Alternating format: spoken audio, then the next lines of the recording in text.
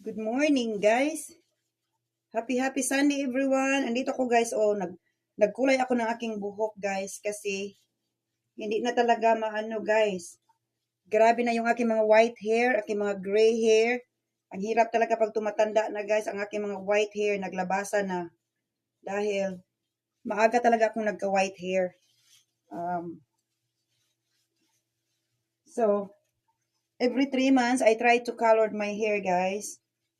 So, dahil hindi ako maka-afford pupunta sa beauty salon, kasi masyadong mahal magpakulay sa beauty salon, guys. Sa ganitong haba lang ng buhok mo, nasa 100 plus o 200 plus na ang mabayaran mo. So, ang ginamit ko ay ito na lang, nasa box. Oo. So, it cost me $11. So, ayan lang, guys. Tapos, kabira natin. Oh.